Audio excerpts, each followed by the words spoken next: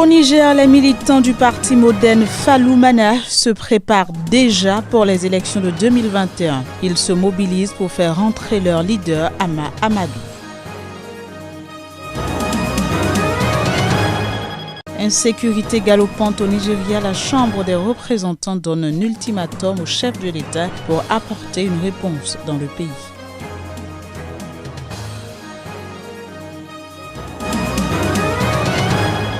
Puis rencontre régionale sur le droit bancaire et le droit commun. Elle s'est déroulée à Lomé, la capitale du Togo.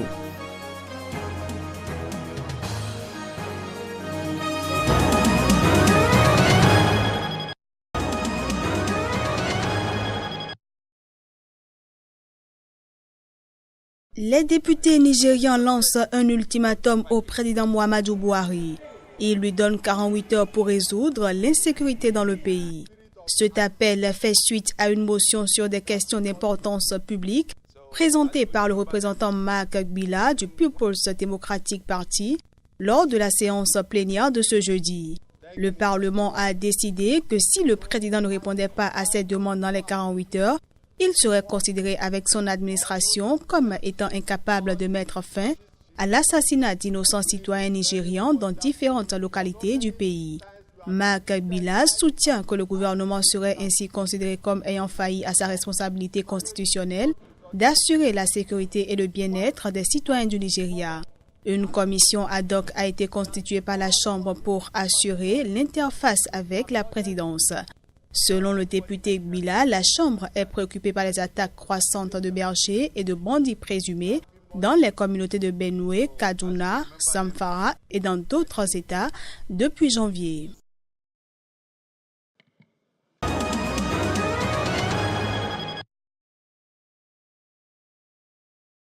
Monsieur Guillaume Audrey de Kerdel, ambassadeur adjoint de la France, a réaffirmé la volonté de son pays d'améliorer le transport de l'électricité au Nigeria, en particulier dans le territoire de la capitale fédérale Abuja. Monsieur Kerdel l'a annoncé lors de la cérémonie d'inauguration officielle du programme d'alimentation de la capitale Abuja qui comprenait des lignes de transmission de 300 kV et de 132 kV. L'événement était organisé par la Société de transmission du Nigeria, TCN, et financé par l'Agence française de développement. Selon la diplomatie française, l'AFD s'était engagé à améliorer la vie quotidienne des habitants des pays en développement et des pays émergents. Selon M. Kerdel, la fourniture d'électricité de qualité est la profonde aspiration des Nigérians à travers le pays, en particulier la capitale Abuja. Abuja a été planifiée et construite dans les années 1990, mais accueille aujourd'hui 3 millions d'habitants. La France, à travers cette structure, l'Agence française de développement, s'engage à avoir un impact tangible et durable sur les personnes vivant et travaillant dans la capitale fédérale Abuja.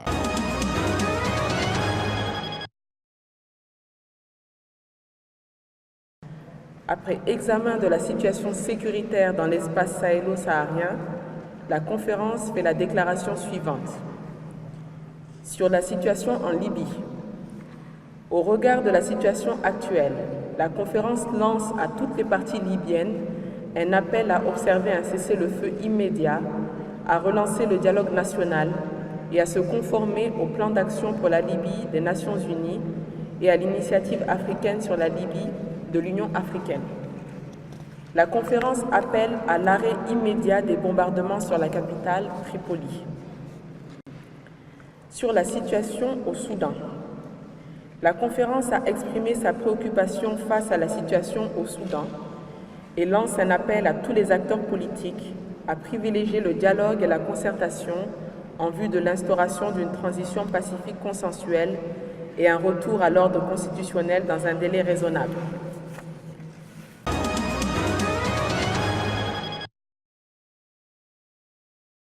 En fait, en 2018, les violations continuent, comme l'année dernière, s'amplifient aussi, au moins sur les 4 grandes thématiques sur lesquelles le collectif travaille et œuvre. Principalement l'égalité entre hommes et femmes, les libertés corporelles ou, si vous voulez, la libre disposition de son corps, les libertés religieuses et bien sûr les droits concernant bien sûr le libre choix dans l'absolu. Concernant les droits des personnes LGBTQI+, en Tunisie, on a remarqué que 2018, comme était le cas pour 2017, on a recensé en tant que société civile 120 procès devant les tribunaux tunisiens sur la base de l'article 230 qui incrimine récrimine l'homosexualité masculine et féminine. On va imposer dans le discours électoral cette année que les deux thématiques de la liberté et de l'égalité soient présentes, que ce soit en posant des questions aux différentes personnalités politiques ou lors de l'élaboration de leurs projets et documents électoraux. Ceci dit, en attendant que le code pénal soit modifié ou réformé, il y a deux éléments. Soit l'adoption du code des libertés individuelles, et on ne pense pas que ce soit fait durant 2019, soit aussi des moratoires que le gouvernement tunisien, en tant que décideur en matière de politique judiciaire et de politique pénale, pourrait prendre.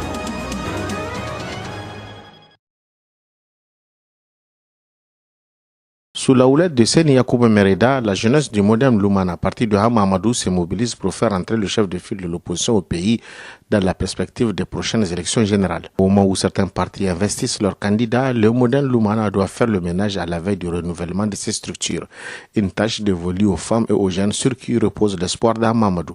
Nous sommes basés sur la parole de son Excellence. Hama Amadou, lorsqu'il quittait le pays, il a confié le parti entre les mains des jeunes et des femmes. C'est l'éveil de conscience aujourd'hui et tout le monde a pris conscience que dans un parti politique, dans une association, il nous faut une éducation politique à tous les niveaux. Au sein de la formation politique, les femmes n'entendent pas rester à marge de ce mouvement engagé par le président de la coordination de Niamey 4, candidat à la présidence de la coordination régionale de Niamey.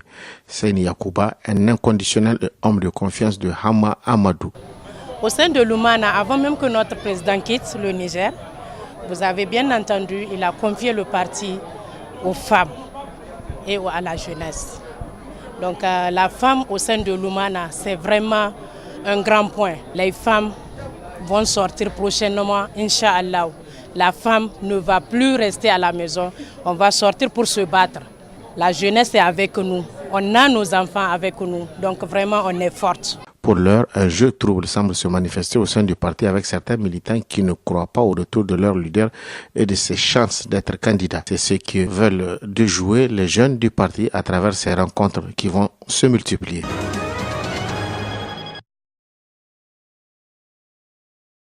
En Afrique du Sud, l'ANC, toujours au pouvoir depuis 1994, est en pleine campagne électorale pour les législatives de mai. Des élections dont le parti historique de Nelson Mandela est le grand favori des sondages. À Alexandra, le président Cyril Ramaphosa a promis à ses soutiens un décollage économique après les élections générales du 8 mai. Au sujet de notre économie, les observateurs des marchés disent qu'après les élections, après le 8 mai, ils s'attendent à ce que notre économie décolle.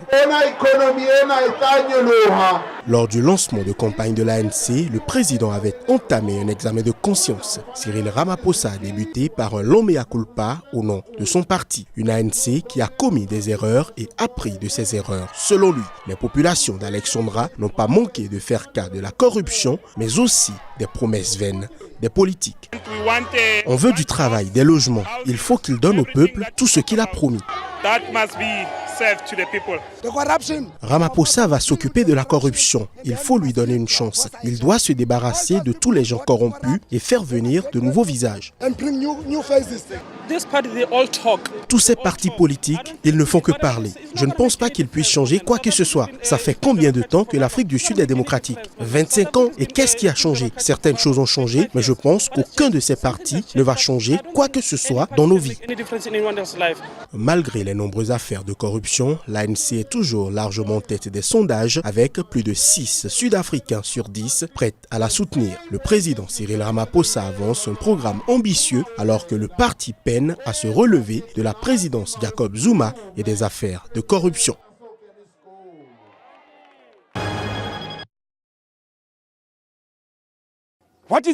Quel est l'intérêt de voter? Tout d'abord, pour qui allons-nous voter? Ces criminels, ces hypocrites, ces escrocs, je vous en prie. Je ne sais pas qui choisir. Pour moi, ils sont tous les mêmes. Si vous écoutez seulement le manifeste qui parle d'eux-mêmes, qui d'entre eux parle des travailleurs des mines?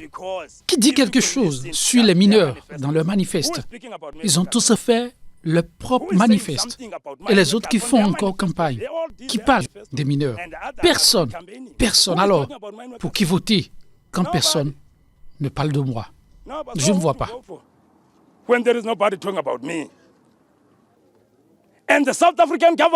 Et le gouvernement sud-africain a remplacé le gouvernement de l'apartheid qui avait mal jugé les autres blancs dans les années précédentes.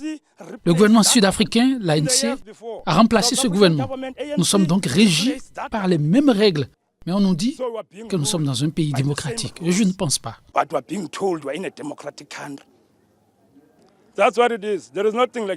Il n'y a rien de mieux que la démocratie et la liberté. Je veux savoir. Nous sommes libres. Mais voyez, nous ne sommes rien. Nous n'avons rien. Ceux qui sont libres, réellement, sont ceux qui ont quelque chose. Nous, qu'est-ce qu'on a? Rien. Nous sommes libres. Mais la vérité, nous n'avons rien.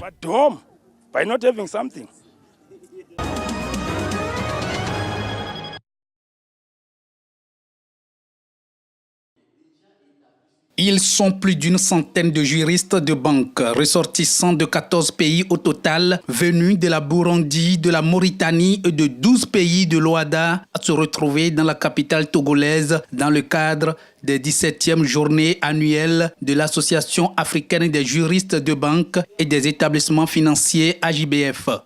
Ce fut une rencontre très positive qui a su, par exemple, démontrer l'œuvre qu'a entrepris ces juristes de banque qui se rencontrent annuellement. Nous avons saisi l'occasion de nous rencontrer parce que c'est un grand meeting africain où tous les banquiers, les juristes de banque se rencontrent. Et ça a été fructueux. Nous avons débattu des thèmes aussi importants qui relèvent de la réglementation à l'OHADA face à la réglementation du droit commun. Cette communication présentée par des consultants en banque et finance et des professeurs d'université en droit ont enrichi les 3 jours des échanges de ces experts en droit bancaire sur le thème réglementation bancaire et réglementation de droit commun. L'objectif poursuivi, c'est d'avoir des moyens, dans le cadre des échanges d'expériences, de voir dans quelle mesure nous pouvons améliorer nos prestations au niveau des banques. Vous savez, aujourd'hui, toutes les banques font face à l'évolution de la réglementation.